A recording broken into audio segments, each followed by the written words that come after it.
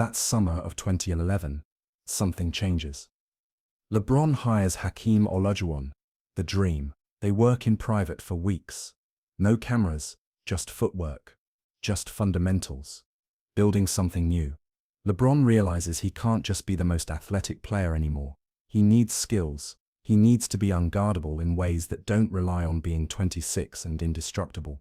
He studies film obsessively, Jordan's fadeaway, Kobe's footwork, Dirk's one-legged jumper, stealing from everyone, building a new version of himself. When the 2011-2012 season starts, LeBron James is different. The smirk is gone. The arrogance is gone. The guarantees are gone. He just plays. Miami goes 46-20. LeBron's averaging 27 points, 8 rebounds, 6 assists. His post-game is refined. His mid-range is deadly. He's not just athletic anymore. He's skilled. They cruise through the playoffs. Then they face Boston in the Eastern Conference Finals.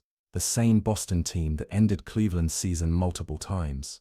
They split the first 4 games. Then Boston wins Game 5 in Miami. The Heat are down 1 loss away from elimination. Game 6. Boston Garden. If Miami loses, the season's over. LeBron scores 11 in the first quarter, 19 in the second. He goes into halftime with 30 points. Third quarter, another 15. By the end of the game, LeBron James has 45 points, 15 rebounds, 5 assists. It's not just a great game, it's a statement, a middle finger to everyone who said he doesn't have the clutch gene. Miami forces Game 7. LeBron drops 31 and 12. They go into the finals against Oklahoma City. Miami wins in 5. LeBron averages 28, 10 and 7. Finals MVP. His first championship, at 27 years old. He falls to the floor when the buzzer sounds, just lies there, crying. 8 years of pressure released in one moment. It's about damn time. Next year they do it again, back to back. The Heat are a dynasty. LeBron has vindicated the decision, but something's missing. Cleveland still hates him. Akron still hates him. The place that made him still burns his jerseys. LeBron realizes that if he retires with championships in Miami, he'll be remembered as great, but not as someone who did something Jordan never did. Jordan never went home. Jordan never saved his city. Cleveland is the mistake by the lake, the place where championships go to die. Summer of 2014. LeBron writes an essay. Sports Illustrated, the same magazine that called him the chosen one 12 years ago. I'm coming home. In Northeast Ohio, nothing is given. Everything is earned. You work for what you have. I'm ready to accept the challenge. I'm coming home. Cleveland explodes. In joy. In shock. The prodigal son is returning. Dan Gilbert deletes that Comic Sans letter, pretends it never happened. LeBron makes a promise. I'm going to bring you a championship. Cleveland hasn't won since 1964. 50 years. 2 generations of heartbreak. The city is cursed. Everyone knows it. But LeBron doesn't care because he made a promise. Not to Cleveland, to himself. In that Chicago gym in 2003, first year back, they make the finals. LeBron, Kyrie, Kevin Love. They face Golden State and lose in 6. Kyrie and Love are injured. LeBron averages 35, 13 and 9. Loses anyway. Next year, Golden State is even better. 73 wins, breaking Jordan's Bulls record. Steph Curry wins unanimous MVP. Greatest regular season team of all time. Cleveland wins 57. They cruise through the playoffs and meet Golden State again. Game 1 in Oakland. Golden State wins by 15. Game 2. Golden State wins by 33. It's a massacre. Cleveland goes home down 0. No team has ever come back from this deficit in the finals. Game 3 in Cleveland. Kyrie scores 30. LeBron adds 32. Cleveland wins. Game 4. LeBron triple-double. Series tied 2-2. Game 5 in Oakland. Steph drops 38. Golden State wins. Up 3-2. 1 win from the championship. Game 6 in Cleveland. Win or go home. LeBron James scores 41 points. Kyrie adds 41. They both score 41 in an elimination game. Game 7. Oracle Arena. Winner take all. Tied going into the 4th. Tied at 89 with 4 minutes left. Andre Iguodala gets a steal. Fast break. Easy layup. Out of nowhere, LeBron appears. He's 10 feet behind. There's no way he gets there. But he does. He blocks it. Pins it against the backboard. Clean, one of the greatest defensive plays in NBA history. Game 7 of the finals. Championship on the line. Kyrie brings it up. Dribbles. Steps back over Steph Curry. Shoots a three. Swish. Cleveland up 3 with 53 seconds left. Golden State misses. LeBron gets fouled. Makes one free throw. Golden State down 4 with 10 seconds. Clee shoots a three. Misses. Buzzer. Cleveland wins. 93. LeBron falls to the floor screaming, sobbing, releasing 52 years of pain. The decision. The villain era. The doubt. All of it comes out. He brought Cleveland a championship. Came back from 3-1 against the greatest team ever. Averaged 29, 11, 9, 3 steals, 3 blocks. Finals. MVP. He kept his promise. Cleveland, this is for you. 6 months ago someone posted on Reddit, username Chia Town Janitor. I was there in 2003. I know what LeBron said, and I have proof. The janitor, Marcus Webb, 72 years old, found a digital recorder under the bench that night, kept it for 20 years. A podcast plays the audio, 47 seconds. LeBron's voice, I'm gonna be better than you. Not today, but when it matters. I'm gonna save a city you never could. I'm gonna do it longer than you did. And when I'm 40, I'll still be doing what you can't do anymore. Jordan's voice. What city? LeBron, Cleveland. Footsteps. Jordan walking away. The podcast goes viral. Millions of downloads. ESPN calls Jordan. No comment. 2 weeks later, Jordan appears on a podcast. The host asks, is that tape real? Jordan pauses. Yeah, it's real. What did you think when he said that? I thought he was crazy. Cleveland hadn't won anything in 40 years. He was 18, and he's telling me he's going to be better than me. Save Cleveland. I thought he was delusional. And now, Jordan leans back. He wasn't lying.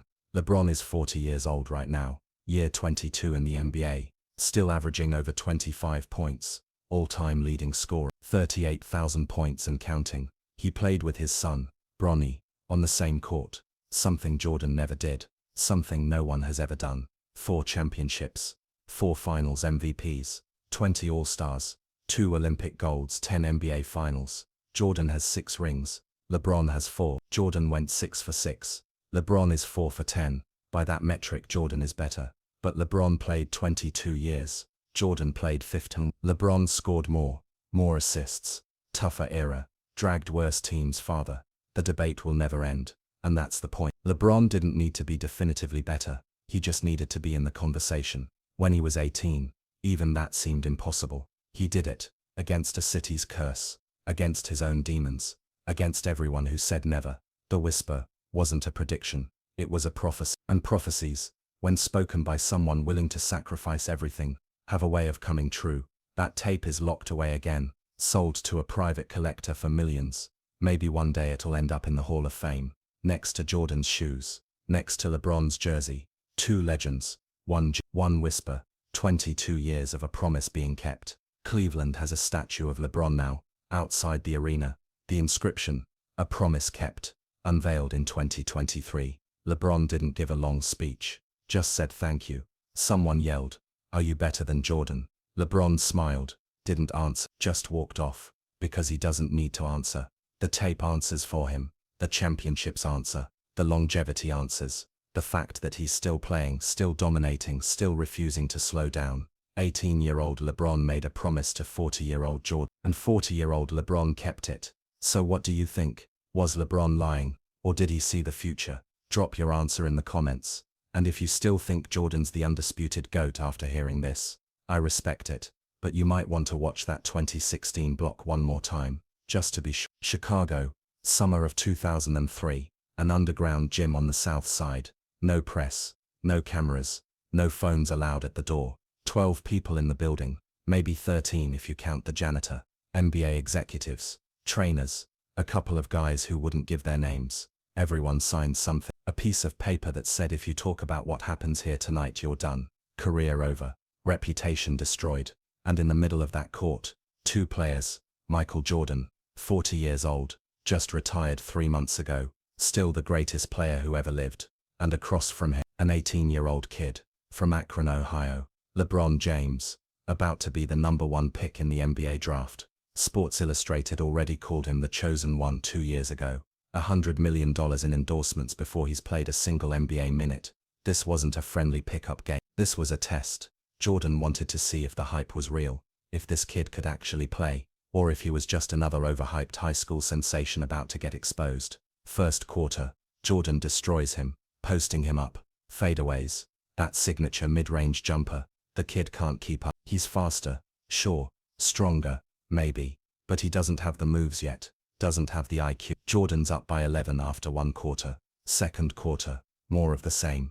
Jordan's talking trash now. You can see it in the body language, the slight smirk, the way he waves off a screen because he doesn't need help against a teenager. LeBron's trying. You can see him learning in real time, adjusting, but he's still down 15 at the half. One of the witnesses later said Jordan looked at LeBron during the break and said something. Nobody heard what it was, but LeBron's face changed. Third quarter, something shifts.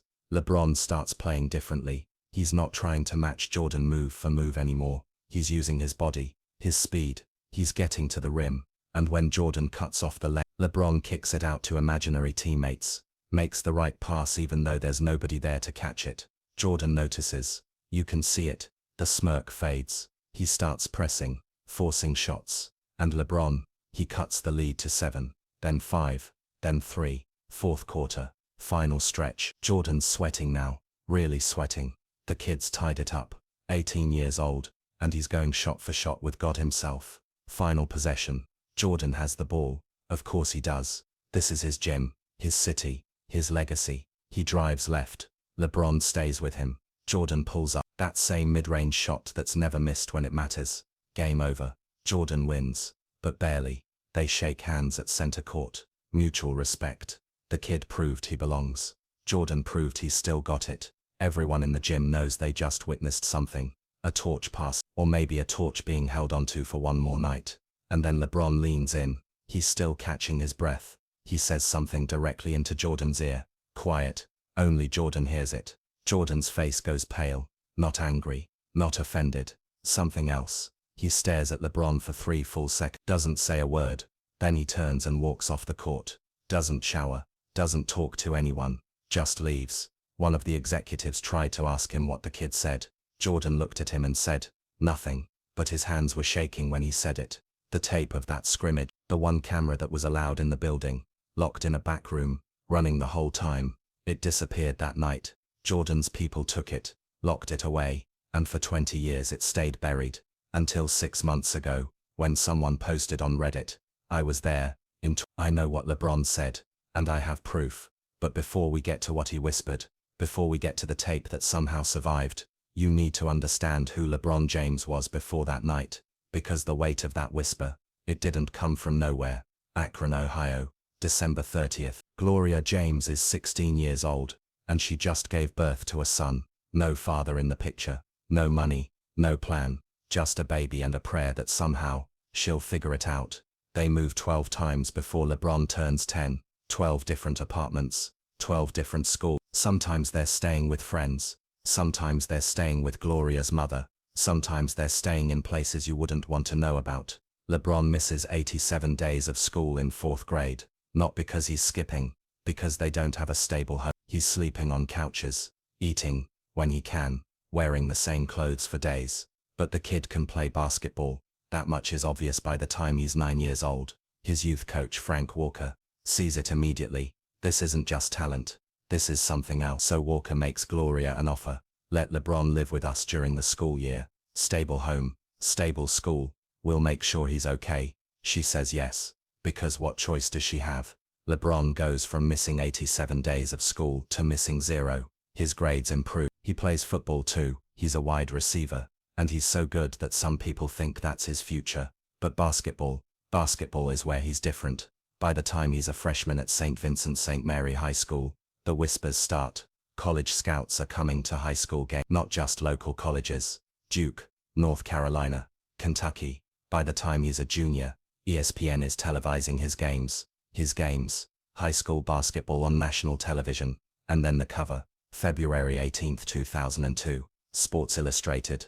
LeBron James, 17 years old, in his high school jersey. The headline in huge letters. The chosen one. Not a future star. Not the next great player. The chosen one.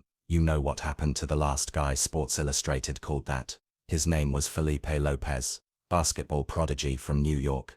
SI cover in the best high school basketball player in America. You know where Felipe Lopez is now? Nobody does. He played 4 unremarkable years in college, bounced around the NBA for a few seasons, then disappeared. The curse is real. The magazine has destroyed more careers than it's predicted correctly. But LeBron, he doesn't shrink. His senior year, he averages 25 points, 7 rebounds, 7 assists, leads his team to a 3rd straight state championship, and every single game, there are NBA executives in the stands, taking notes, making calls, deciding if this kid is worth changing the entire future of their franchise. His high school jerseys are selling on eBay for thousands of dollars. Before he's even graduated, there are rumors that he's getting paid under the table, that his mom's driving a brand new Hummer that she definitely can't afford. The state of Ohio investigates. They find nothing concrete, but the stink is there, and through it all, one question follows him everywhere. Will he be the next Michael Jordan? Not will he be great, not will he be successful. Will he be him? Will he be the greatest of all time? At 18 years old, that's the weight LeBron's carrying when he walks into that Chicago gym in the summer of 2000. He's trying to prove he can carry a prophecy that's already crushing him. Jordan knows this. Of course he knows this. He invented this pressure. He's the one who set the standard that every player after him has to meet. And he's about to find out if this kid can handle it. But here's what nobody knew that night. Here's what the 12 witnesses didn't understand. That scrimmage wasn't just a test for LeBron. It was a test for the prophecy itself. David Stern steps to the podium. With the first pick in the 2003 NBA draft, the Cleveland Cavaliers select LeBron James, Cleveland, Ohio, a city that hasn't won a championship in any major sport since 1964. 39 years of heartbreak. The drive, the fumble, the shot, the decision. Wait, that one hasn't happened yet, but it will. The Cavaliers are the worst team in the NBA. They won 17 games the year before. 17 out of 82. They're so bad that they're not just losing games, they're losing fans. The arena is half empty most nights. The owner is talking about moving the team, and now they have the chosen one, an 18-year-old kid, who's supposed to save them, save the team, save the city, save an entire region that's been economically gutted by factory closures and white flight and decades of corruption. No pressure. His first NBA game, he scores 25 points, drops 9 assists, 6 rebounds. Against the Sacramento Kings, a playoff team, he's the youngest player to ever score 25 in a debut. The hype is real. The kid can play. But can he win? Year 1, 35 wins. No playoffs. But he wins Rookie of the Year unanimously. Year 2, 42 wins. No playoffs. But he's averaging 27 points a game now. He's an all-star. Year 3, 50 wins. They make the playoffs. They lose in the second round. LeBron averages 31 points in the playoffs. At 21 years old, year 4, 50 wins again. They make the playoffs again. This time they make it all the way to the finals. LeBron carries them there, literally. Game 5 of the Eastern Conference Finals against Detroit. He scores 29 of Cleveland's last 30 points. 29 out of 30. He's 22 years old, and he's doing things nobody's ever done. The finals. They get swept by San Antonio. It's not close. LeBron averages 22 points, but he's clearly overmatched. The Spurs have been there before. They know what they're doing. Cleveland doesn't. But he got them there. At 22 years old, Jordan didn't make the finals until he was 28. The next 3 years, more of the same. Great regular seasons, deep playoff runs, but no championship. And the help isn't coming. Cleveland's front office is a disaster. They draft busts. They sign washed-up veterans. They put together rosters that make no sense. LeBron's doing everything. Scoring, passing, rebounding, playing defense. And it's not enough. 2010. He's 25 years old. 7 years in the league. No championship. His contract is up. He can leave. He can go anywhere. Every team in the NBA is clearing cap space. New York wants him. Chicago wants him. The Clippers want him. Everyone wants him. But there are 2 teams that want him most. Miami. They have Dwayne Wade already. They're about to sign Chris Bosh. If LeBron, that's 3 All-Stars in their prime. That's a guaranteed championship. Maybe multiple championships. Or he can stay in Cleveland, stay home, keep trying to build something in a city that's never won anything. He announces it on national television, an hour-long special. The decision. Every network is covering it. Every sports bar in America is tuned in. Cleveland fans are gathered in watch parties praying he stays. I'm taking my talents to South Beach. Cleveland erupts, not in celebration. The owner of the Cavaliers, Dan Gilbert, writes an open letter to the fans, in Comic Sans font, because he's that petty. He calls LeBron a coward, a betrayer. He guarantees Cleveland will win a championship. Before LeBron does, the city turns on him completely. This isn't just disappointment. This is biblical betrayal, Judas-level betrayal. He didn't just leave. He left on national television. He made it a spectacle. He broke their hearts in front of the entire world. And the rest of America, they turn on him too. He's not the chosen one anymore. He's the villain. He's the guy who couldn't win on his own, so he ran to his friends. He's soft. He's selfish. He's everything wrong with modern athletes. Jordan would never. Kobe would never. Magic would never. Bird would never. Miami has a welcome party. LeBron, Wade and Bosh. On stage. Smoke machines. Laser. LeBron grabs the mic and says, "Not one, not two, not three, not 4, not 5, not 6, not 7. He's counting championships. He's guaranteeing dynasties. The arrogance is suffocating. The entire NBA is rooting against them now. They're good, really good. 62 wins in the regular season. LeBron and Wade are unstoppable together. Bosh is the perfect third piece. They cruise through the playoffs. They make it to the finals. Against Dallas. Dirk Nowitzki and a bunch of veterans nobody respects. The Heat are favored by everyone. This is supposed to be the coronation. LeBron's first ring. The vindication for the decision. Game 1 Heat win. Game 2 Heat win. They're up 2-1. Going into Game 4. Game 4. LeBron scores 8 points. 8. He takes just 11 shots. He's passive. He's hesitant. He's not aggressive. The Heat lose. Game 5. LeBron scores 17 points on 7 of 14 shooting. Not bad, but not great. Not MVP level, not chosen one level. The Heat lose. Game 6. Back in Miami, close it out at home. LeBron scores 21 points, but he's invisible in the fourth quarter. Dallas wins. Dallas wins the championship. In Miami, on LeBron's home court. LeBron James, 26 years old, 8 years in the NBA, joined a super team specifically to win a championship, and he choked in the finals. When it mattered most, the internet explodes. This is worse than leaving Cleveland. At least leaving was a decision. This is failure. This is proving everyone right. He can't win when it matters. He doesn't have the clutch gene. He doesn't have the killer instinct. He's not Jordan. He's not Kobe. He's not even Dirk Nowitzki apparently. Skip Bayless dedicates an entire segment to destroying him. LeBron James is mentally weak. He shrinks in big moments. He'll never win a championship. Cleveland fans are celebrating. Their ex-boyfriend failed. Catastrophically. Dan Gilbert was right. Someone asks him how he's handling the criticism. He says something that will haunt him forever. All the people that were rooting for me to fail. At the end of the day, they have to wake up tomorrow and have the same life that they had before. They have the same personal problems they had today. I'm going to continue to live the way I want to live. It sounds defensive. It sounds tone deaf. It sounds like he doesn't care. And maybe he shouldn't. Maybe it's true. Maybe it's true. Maybe the haters do have to wake up to their same problems. But it doesn't matter, because now he sounds arrogant and weak, privileged and defeated. That summer, LeBron disappears. No interviews. No social media. No public appearances. He's training. Alone. In darkness. In anger. In shame. Because somewhere in his mind he's back in that Chicago gym. In 2003. He's 18 years old again. He's standing across from Michael Jordan, and he's remembering what he whispered, and he's realizing that right now, that whisper was a lie.